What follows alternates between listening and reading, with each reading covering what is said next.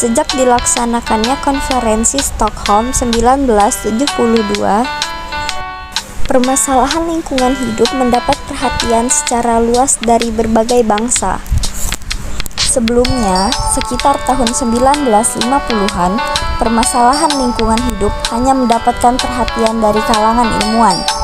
Sejak saat itu, berbagai himbauan dilontarkan oleh pakar dari berbagai disiplin ilmu tentang adanya bahaya yang mengancam kehidupan yang disebabkan oleh pencemaran dan perusakan lingkungan hidup.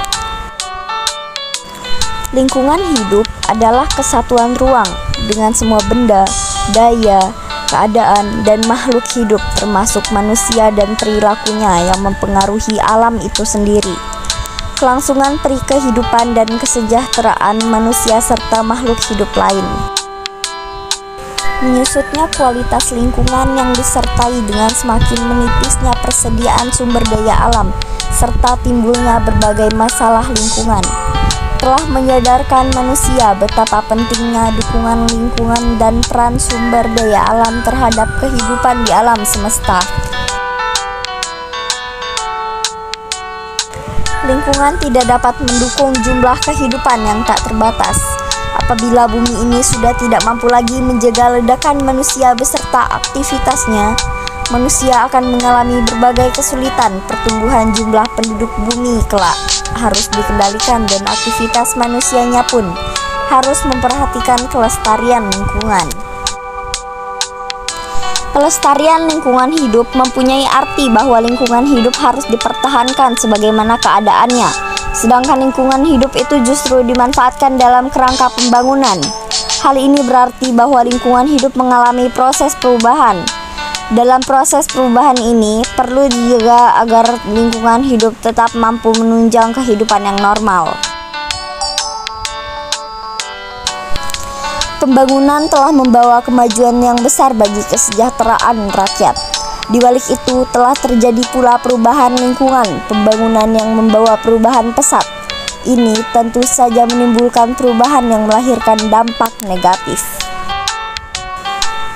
Pembangunan fisik yang tidak didukung usaha kelestarian akan mempercepat proses kerusakan alam. Kerusakan alam tersebut sebagian besar yang diakibatkan oleh kegiatan dan perilaku manusia itu sendiri yang tidak berwawasan lingkungan. Untuk itu perlu diupayakan suatu bentuk pembangunan berkelanjutan dan berwawasan lingkungan. Makin banyak teknologi, makin besar pula kemampuan manusia untuk merubah lingkungan. Pengaruh perubahan lingkungan akibat suatu kegiatan pembangunan terhadap masyarakat ada yang memberikan keuntungan pada kehidupan sosial ekonomi, tetapi ada pula yang menimbulkan kerugian terhadap kesejahteraan rakyat hingga menambah beban masyarakat dan mengurangi manfaat dari pembangunan itu. Dengan menjamurnya perumahan-perumahan yang berdiri di atas lahan-lahan pertanian yang masih produktif, mengakibatkan sempitnya areal-areal pertanian, sehingga petani tergerak untuk membuka atau menggarap lahan marginal seperti tanah di tepi sungai, di bukit, dan di gunung, serta pembukaan lahan baru di kawasan hutan lindung yang dapat berakibat terjadinya erosi tanah sampai pada tingkat yang mengkhawatirkan.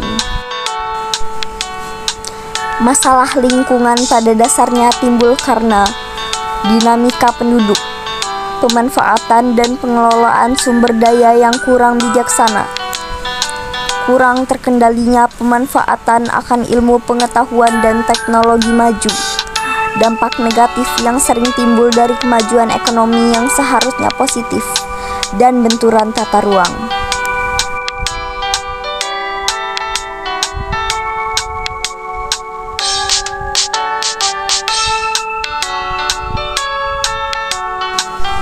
Untuk mengurangi dampak negatif, maka pembangunan harus menggunakan prinsip berwawasan lingkungan dan berkelanjutan.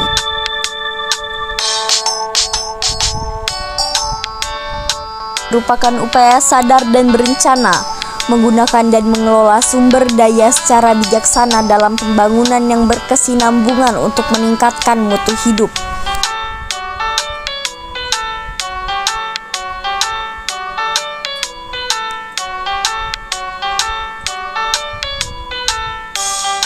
Sedangkan pembangunan berkelanjutan (sustainable development) yaitu pembangunan yang memenuhi kebutuhan sekarang tanpa mengurangi kemampuan generasi-generasi mendatang untuk memenuhi kebutuhannya sendiri.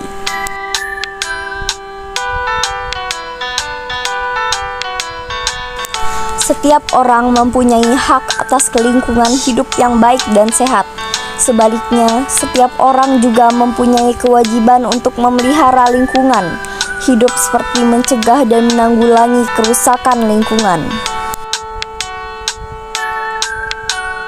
Salah satu kunci pembangunan berwawasan lingkungan yaitu AMDAL.